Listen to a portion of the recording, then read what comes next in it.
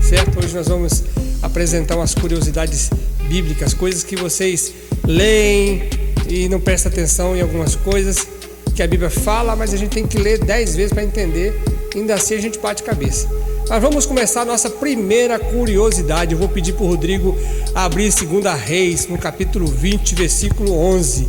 A nossa primeira curiosidade diz que o único personagem que a Bíblia menciona que teve um relógio, que usou um relógio, foi um rei chamado Acás. Confere aí, Rodrigo. Confere. A Bíblia está dizendo assim, ó: então o profeta Isaías clamou ao Senhor, e este fez a sombra recuar os 10 degraus que havia descido na escadaria de Acás. Os relógios antigamente não cabia no pulso, no pulso que era muito grande, era relógio de sol, né? Então para você ter um relógio desse na parede também não dava. Tem que ir lá no relógio de Acás, ver as horas e voltar. Até chegar em casa perdia um bom tempo. Então não era muito cômodo. Hoje em dia, reloginho no braço, no celular, mas naquela época era medido na sombra, onde o sol corria e ia medindo as horas do dia. No Novo Testamento fala muito sobre da primeira, segunda, terceira e quarta vigília da noite. Então são a forma de medir o tempo. Hoje em dia tá tudo facinho, né? Hoje em dia é celular, que horas são? Você olha no celular e já fala, o relógio já fala. Então essa é a primeira curiosidade. O relógio de Acás, o primeiro relógio mencionado na Bíblia. Depois você confere aí, 2 Reis 20 e 11. A segunda curiosidade nossa, Rodrigão vai consultar um taradão na Bíblia. Um taradão. Um cara descompensado, sem vergonha, cheio da grana. Você tem 1 Reis 11:3. Eu acho que, antes de eu falar que é o versículo que vai confirmar isso aí, cara, eu acho que ele dá o troféu pra esse cara, viu? Porque esse cara é brincadeira. Ó, 1 Reis 11:3 fala assim: casou com 700 princesas e 300 concubinas, e as suas mulheres o levaram a desviar-se. 700 mulheres. Você imagina? Misericórdia. Você imagina? Como que consegue? Se naquela época a lua de mel valia 1 ano, esse cara não trabalhou na vida, só foi lua de mel, 700 esposas. Não é reclamação não, uma só já dá trabalho. Olha, 700. Não sei como é que ele conseguia. Brincadeira, não, meu amor, eu amo você, viu? Não sei como ele conseguia dar conta, mas imagina só, a lua de mel de cada casamento era 1 ano. Você imagina 700 anos. Não, teve mulher que ele não conheceu, com certeza. Pelo amor de Deus, esse cara, falar pra você, era um pegador. Mas naquela época podia. Hoje, paciência, é só uma e se contente, o Rodrigão. Não pode ter mais que uma, não. Verdade. Não, mas nem quero.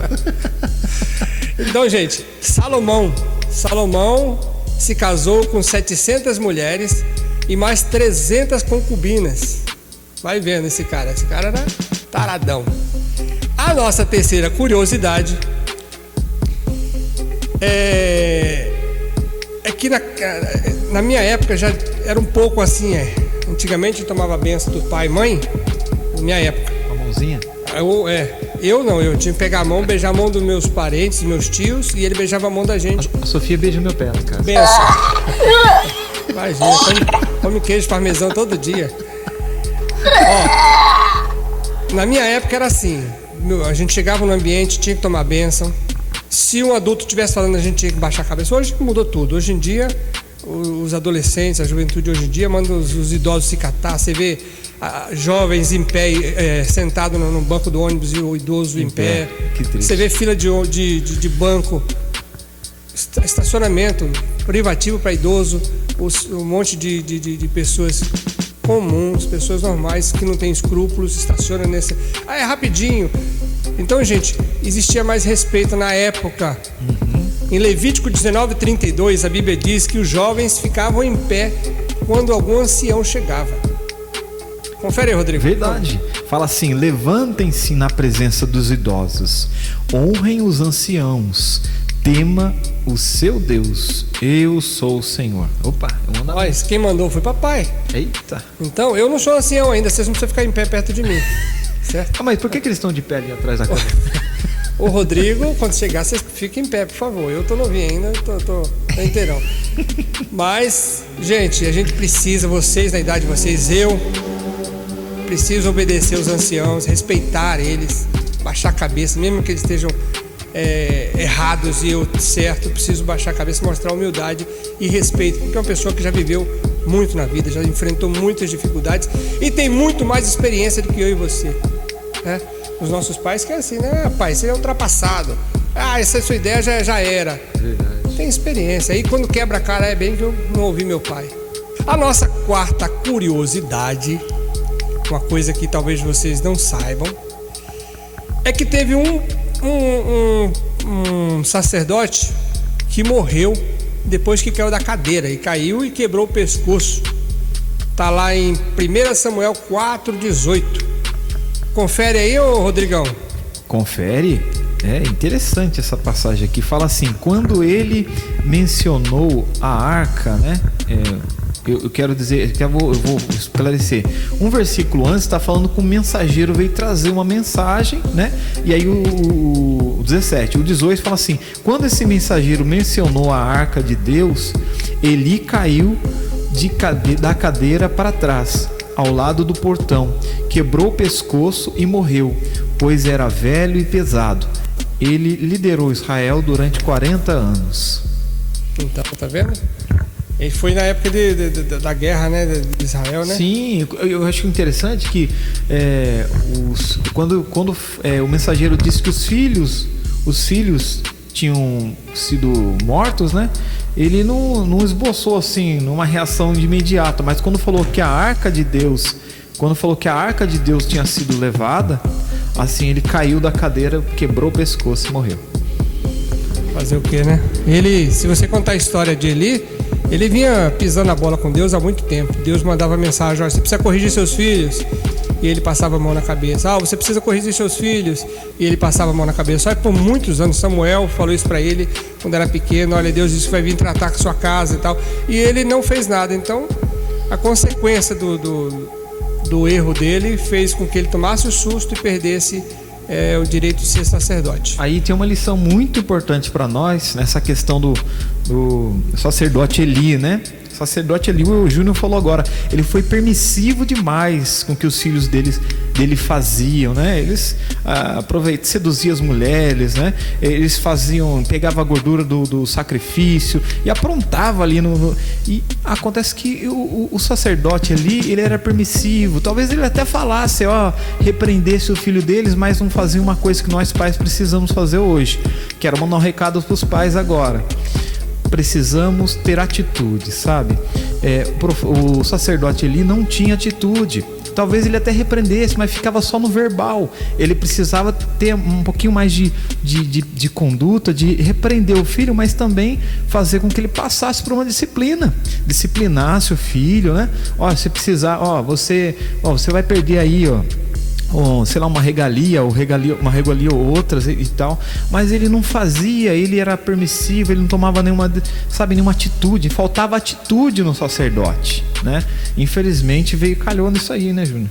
Então, a nossa quinta curiosidade, que a gente lê e passa despercebido, é sobre o Mar Vermelho e se encontra em Êxodo 15, versículo 8. Quando o Mar Vermelho foi dividido para que o povo de Deus passasse, as paredes de lado a lado se congelaram de tal maneira que formaram grandes muralhas feitas de gelo. Dá uma lida aí, Rodrigo, vê se é verdade isso aí. Fala assim: pelo forte sopro das tuas narinas. Olha que interessante. As narinas que sopraram? Foi assim então? As águas se amontoaram, as águas turbulentas firmaram-se como muralha, as águas profundas congelaram-se no coração do mar. Você imaginou? Que curioso. Curioso, né? A gente nunca tinha, eu até antes dessa live eu achava que a água se reteve, ficou lá paradinha, mas não foi, congelou. Você imagina os peixes lá todo congeladinho, aparecendo. E passaram em terra seca. Agora o sopro da narina de Deus, das narinas, porque a gente sopra bem mais fraco com as narinas. Porque se fosse com a boca, arrancava um buraco no chão. abria tudo. Tamanho o poder dele, tamanho então. O poder dele. Mas ele tem controle, é brincadeira. Ele tem controle sobre todas as coisas. Ele tem controle. A nossa sexta curiosidade de hoje, a Bíblia fala do homem mais alto da Bíblia. O cara era alto, hein? O cara era alto. Se fizesse essa live aqui, a câmera tinha que mirar para cima, pegar o teto da igreja. O nome dele chama Og. Ele era um rei, o rei de Bazã. Ele dormia, a Bíblia diz que ele dormia numa cama de 9 côvados, ou seja, a cama tinha mais de 4 metros de comprimento, de extensão. Confere aí, Rodrigo. Og. Tá lá em Deuteronômio 3:11. Vê se esse cara era alto mesmo. Era alto, ó. Og, rei de Bazã, era o único sobrevivente dos Refaíns. Sua cama era de ferro e tinha, pela medida comum, 4 metros de comprimento e 1,80 m de largura. Ele ainda está em Rabá dos Amonitas. Ele era maior do que o gigante Golias. Mais alto. O gigante Golias tinha 6 côvados, não é isso? É, tinha 3 metros e pouquinho. Tinha então. 4. Esse cara era alto, hein? Esse era alto. Vou falar pra você. Isso aí pra falar pra mulher dele tinha que ajoelhar, ficar meio que sentado, porque não dava altura, não. Olha, a nossa sétima curiosidade é o primeiro mineiro que aparece na Bíblia. Um mineiro que gosta de queijo. Primeiro mineiro que gosta de queijo. Tem mineiro assistindo aí a live ou não? Se tiver um mineiro aí, dá um joia pra nós. O primeiro mineiro aparece lá em 1 Samuel 17:18. É lá onde o pai de Davi manda ele levar queijo. Vai lá na batalha, leva queijo pros seus irmãos. Dá uma olhada aí, Rodrigo, vê se é verdade isso aí. Não, e mandou mesmo, ó. Leve também estes 10 queijos ao comandante da unidade deles. Veja como estão seus irmãos e traga-me alguma garantia de que estão bem. O pastor Murilo mandando queijo lá pra batalha. Catupiry, tinha provolone. Você imagina, 10 tipos de queijo? Eita, vou falar pra você. Telzinho levando mineirinho. Telzinho levando queijo. Telzinho levando queijo. Tá certo. A nossa oitava curiosidade hoje, aqui pulou um 8, né? É sobre Eleazar. Era o nome de um dos valentes de Davi, o qual estava pelejando contra os filisteus. Tanto tempo que ele pelejou, a Bíblia fala que a espada ficou presa na mão dele, ele não conseguia, ninguém conseguiu arrancar. Tanto tempo ele ficou lutando com os filisteus, ou seja, atrofiou a mão dele na espada. Grudou. Isso tá lá em 2 Samuel 23, do 9 e 10. Dá uma olhada aí, Rodrigo, vê se é verdade isso aí. Fala assim: depois dele, Eleazar, filho do Aoíta, Dodô. É que legal esse nome. Dodô jogou no São Paulo. Ele era um dos 3 principais guerreiros e esteve com Davi quando os filisteus se reuniram em Pasdamim para a batalha. Os israelitas recuaram, mas ele manteve a sua posição e feriu os filisteus até a sua mão ficar dormente e grudar na espada. E o Senhor concedeu uma grande vitória naquele dia, e o exército voltou para onde Eleazar estava, mas somente para saquear os mortos. Pensou, cara? Chegou a grudar, foi tão intenso o combate que o cara deu cãibra, grudou a espada. Falar pra você, tem que passar resina ali, aquele óleo pra tirar ali. Manteiga? Pra arrancar, manteiga pra tirar uma. Essa é aquela espada de Excalibur, né? Só grudou na mão, né? Lá grudou na pedra. Né? Exato. A nossa nona curiosidade. Você sabia que Faraó perseguiu o povo de Deus com 600 carros? Brincadeira, hein? Logo ficaram todos no meio do mar. Deus entregou a vitória ao seu povo. Gente, o cara tinha 600 carros, era Ferrari, era... Você imagina, o cara era rico, pô. O cara ia andar de fusquinha, né? 600 carros, mas ficou tudo atolado no meio do mar. Tá lá em Êxodo 14:7. Fala sobre os 600 carros dele.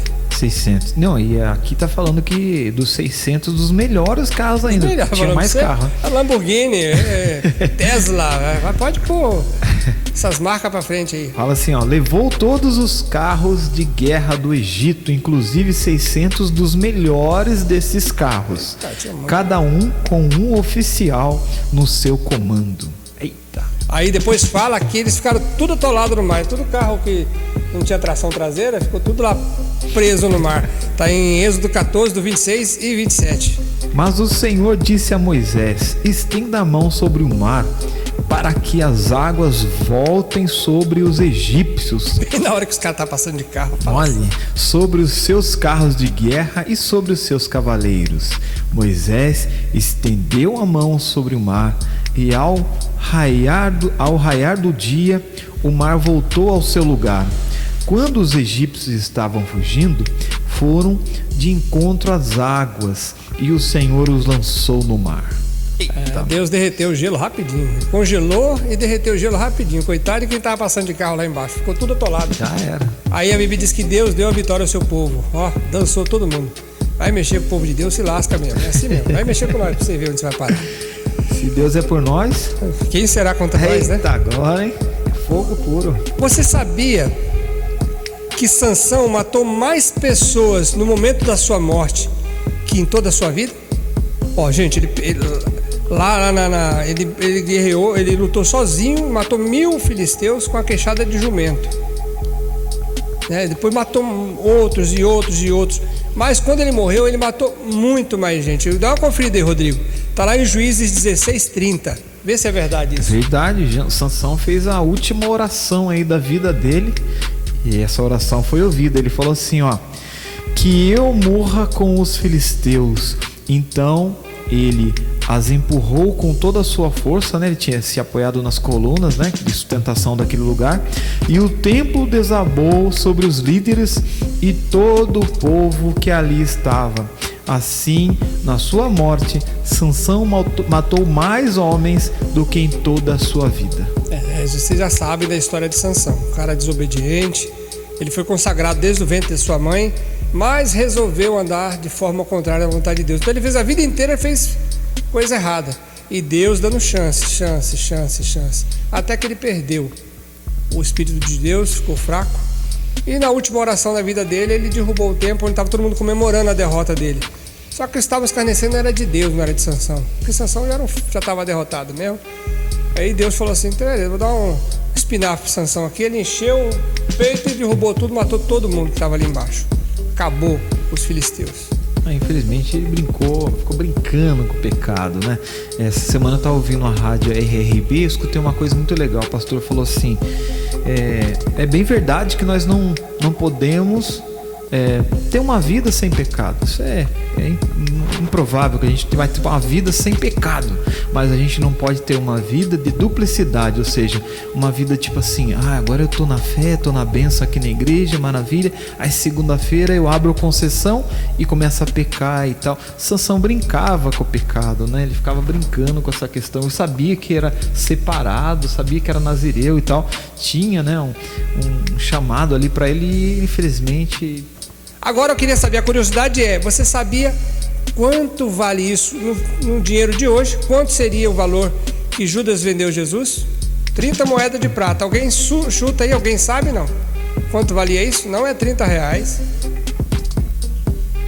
4.000 reais. A Bíblia diz, lê lá, Rodrigo. Mateus 26, 14 e 16. Fala assim: então um dos 12, chamado Judas Iscariotes, dirigiu-se aos chefes dos sacerdotes. E o 16 fala assim, ou 15 também, né? Ou não?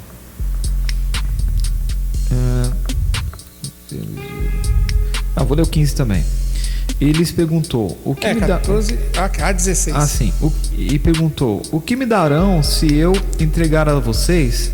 Eles fixaram o preço 30 moedas de prata. Desse momento em diante, Judas passou a procurar uma oportunidade para entregá-lo. Então, 4.000 reais ele vendeu Jesus por menos de um fusquinha. Um fusquinha aí de 3.000 reais, 5.000 reais. Ele vendeu Jesus. Tanto que depois, com esse dinheiro, ele comprou um terreno que ele se matou, né? Então, gente, custou caro para ele o preço, mas a Bíblia diz que isso tinha que se cumprir, tá? Isso tinha que se cumprir. Não precisava ser necessariamente por Judas, Qualquer um outro poderia fazer isso, mas Judas, apesar de ser avisado por Jesus, olha, você vai trair, ele sabendo disso, foi lá e traiu, porque já tinha no coração dele, já estava no coração dele. Às vezes, nós sabemos, a Bíblia diz assim, vai acontecer que por se multiplicar a iniquidade, o amor de muita gente vai esfriar, vai acontecer, muita gente vai esfriar o amor, vai desistir de Deus. Mas eu não posso deixar isso acontecer comigo. Eu não posso me encaixar nesse monte de gente que vai esfriar o amor. Nem você pode deixar isso acontecer. Porque daqui para frente, gente, as pessoas estão falando, descreditando Deus de sua deidade, ou seja, dizendo que Deus não existe, que tudo, que a Bíblia não é a verdade absoluta. E tem muita gente engolindo e deixando o amor esfriar. Então eu não posso deixar isso acontecer comigo, porque o diabo ele vai arrumar um monte de lógica para te convencer que Deus não é real, que Deus não te ama. O diabo ele vai arrumar um monte de argumento. Isso ele tem, o cara é safado. Ele vai arrumar argumento, vai arrumar um monte de coisa para dizer, olha, Deus não te ama, Deus não existe. E com isso tem muito crente perderam a salvação. Eu conheço 2 que cresceram comigo, apaixonados por Jesus hoje em dia, tira a verdade absoluta da Bíblia. Eu tenho dó, oro por eles todos os dias e sei que Deus vai alcançá-los de novo. Mas eu não vou deixar isso acontecer na minha vida. Não vou, e não deixo também. Vocês sabiam que Jacó e Esaú foram gêmeos? A diferença entre eles, Esaú era peludo e Jacó era pelado. Ou seja, Esaú era ruivo e Jacó era moreno. Então, gente, a diferença era eles eram... Confere, Rodrigo, vê para mim aí. Confere. Isso está em Gênesis 25, do 24 ao 26. Ao chegar a época de dar à luz, confirmou-se que havia gêmeos em seu ventre.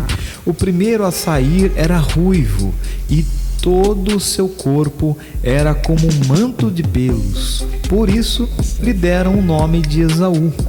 Depois saiu seu irmão com a mão agarrada no calcanhar de Esaú, pelo que lhe deram o nome de Jacó. Tinha Isaque 60 anos de idade quando Rebeca os deu à luz. Tá vendo, gente? Tá viu aí? Era a diferença, eles eram gêmeos, só que um tinha bastante pelo e o outro não tinha pelo nenhum. Não tinha nem pelo no sovaco. Vamos lá, a nossa próxima 13ª curiosidade são 2 personagens bíblicos que foram chamados de planetas. Fala sério, o cara me chamar de planeta Terra, como assim? O que tem a ver? Ô Lua, vem cá, Lua. Vem cá, Lua não é planeta. Nossa, errou. Isso aqui vai pra edição, hein? Um chamou Júpiter e o outro chamou Mercúrio, 2 planetas. Quem são esses dois personagens bíblicos? Está em Atos 14, 12. Vê quem são esses 2 personagens bíblicos aí. Rodrigão, nosso consultor da Bíblia. Isso aí. E chamavam Júpiter a Barnabé e Mercúrio a Paulo. Isso aí. Porque este era o que falava. Gente, tem mais curiosidade aqui, mas não dá tempo. A nossa live finalizou, acabou. Depois a gente vai fazer uma outra de curiosidade, vocês vão gostar. Temos muita curiosidade para vocês matarem na Bíblia aí, certo?